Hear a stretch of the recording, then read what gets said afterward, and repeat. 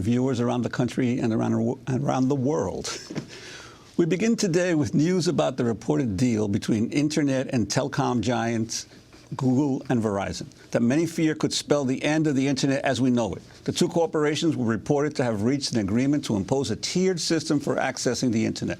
The deal would enable Verizon to charge for quicker access to online content over wireless devices, a violation of the concept of net neutrality that calls for equal access to all services. Both firms denied they were close to an agreement that would lead to a, quote, two-tier internet. In statements, both Google and Verizon reiterated their commitment to an open internet. Meanwhile, the Federal Communications Commission has called off its closed-door negotiations with major telecom giants on crafting these new regulations and pledged to seek broader input. FCC Chair Julius Genachowski said, quote, "Any outcome, any deal that doesn't preserve the freedom and openness of the internet for consumers and entrepreneurs will be unacceptable." Well, for more on this story, we're joined from Chicopee, Massachusetts by Josh Silver, the Executive Director of Free Press, freepress.org, a national media reform organization. Josh, welcome to Democracy Now! What are your major concerns and what's the latest you've heard on this reported deal?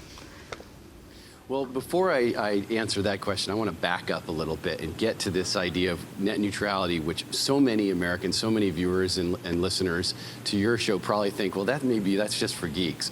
The reason net neutrality matters, it's been the law of the land for the internet since it was created about 40 years ago.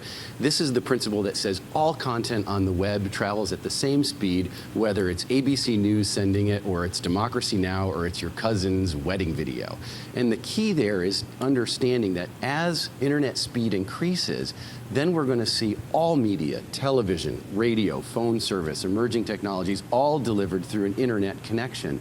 Any website could become a television network or a radio network. It's a complete game changer that breaks open access and distribution of media content. So when we have the changes in policy deals like the Google-Verizon deal that we're going to talk about today, this is going to have a profound effect over whether that revolutionary sort of opportunity is realized or whether it's going to be squandered. Now, with the Google-Verizon deal, there's an interesting backdrop to all this. First of all, the United States is slipping perilously behind other nations in internet speed and adoption. We've gone from 4th to 22nd in the last 10 years because of failed hands-off policies, the same kind of policies that led us into the financial crisis, same kind of policies that led to the Gulf of Mexico spill, sort of, government saying, go ahead, industry, do whatever you want, and guess what? Consumers get the bad side of the deal. In April of this year, an astounding thing happened. Because of moves made by the Bush FCC, the current Federal Communications Commission was stripped of all authority to regulate the internet, or not just the internet, but the internet service providers, a key distinction. They're no longer able to say, hey, Verizon, hey, AT&T, that's not fair. You can't price gouge consumers. You can't indiscriminately block content. And that comes in the backdrop of a president who had said during the campaign, President Obama, I am a fierce advocate of net neutrality. And then he appointed an FCC chairman, the current chairman, Julius Genachowski, as you mentioned, an avowed net neutrality supporter. But then things started to get really strange. Over the past couple of months, Chairman Genachowski pulled industry leaders into his offices, no public interest groups, and said, I'm not going to make a move to reassert my agency's authority, even though that would be an easy thing for me to do. Instead, I'm going to ask you industry players to broker a deal and try to create a compromise that we can all live with. And I'm not going to worry so much about the public interest groups. At least that's how it felt from here. And so now we're in this strange limbo where the FCC chairman is sitting on his hands. He's not reasserting the authority of his agency that's needed to protect net neutrality and bring competition and drive down prices and get universal broadband to every American. And we've got Google and Verizon who, amidst this, announced a deal unexpectedly this week. There'd been rumors of it, certainly didn't think it was going to happen so quickly. A deal that would essentially say, okay, it's going to be all right if we actually block or slow down content in the wireless space, and in the wired connections to the home or to businesses, we can sort of have something called managed services, which lets us slow and discriminate content as we see fit. And part of what's so remarkable about this, Google, for the last 5 years, during this epic battle over net neutrality, Google has sided with the public interest groups and with other internet companies like Skype and Verizon, or excuse me, Skype and Amazon and eBay and others, to support net neutrality and support consumers. So this giant I just want to interrupt for 1 second before we get to this to the Google Verizon deal. I want to backtrack a little bit to the net neutrality issue as you defined it. The argument of the telecom companies is obviously been and the cable companies. Hey, these are our pipes. Why shouldn't the people who hog more bandwidth and use up more of the bandwidth on our pipes be charged more for what they do? Well, here's the problem, Juan. In the United States, we have an incredibly uncompetitive market, and as a result, the American consumer pays far more money, orders of magnitude more money, for much slower service than in countries like Denmark or Japan or France or England. And so what we've got is an uncompetitive market with 2 or fewer internet service providers in 98% of markets across the country. And so consumers don't have choices. So if, let's say, that your Verizon provider is blocking or slowing down traffic and you don't like it, you don't really have a choice. That's problem number one. Number two, the losing net neutrality then allows these companies to prioritize some traffic, video say, and deprioritize others. And then what effectively happens is the internet becomes like cable television, where Verizon, AT&T, Comcast, and Time Warner Cable decide what's fast, how much it costs, and who's slow. And you suddenly have the exact same problem we have with cable, with lack of access and distribution for regular people. Now, do you think there may have been some naivete or errors on the part of the consumer advocates in this alliance that's been in existence now for several years with companies like Google and the eBays of the world, that there was a sense that they would stick up for the right thing on the issue of net neutrality, but now that it's become the proper price that they like has apparently been offered by Verizon, they're now willing to desert the advocates and move over to a deal with the telecom companies? No, I think at the time it certainly was a smart tactical decision. Remember, we had a presidential candidate in Obama that literally said, "I will take a backseat to no one for net neutrality." Those are strong words. And suddenly we have all these powerful industry players echoing that sentiment and agreeing specific with the identical policy that the public interest community wanted.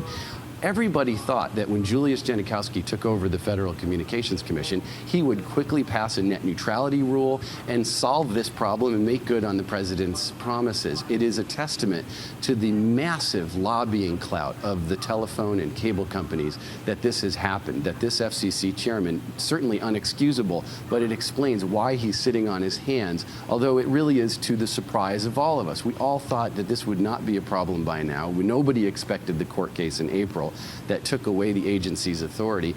Many people are not talking about the fact that it would be very easy for Chairman Genachowski, he has the votes, to simply move what's called a reclassification of agency authority, and he could reestablish his authority at the agency, and we could solve this problem.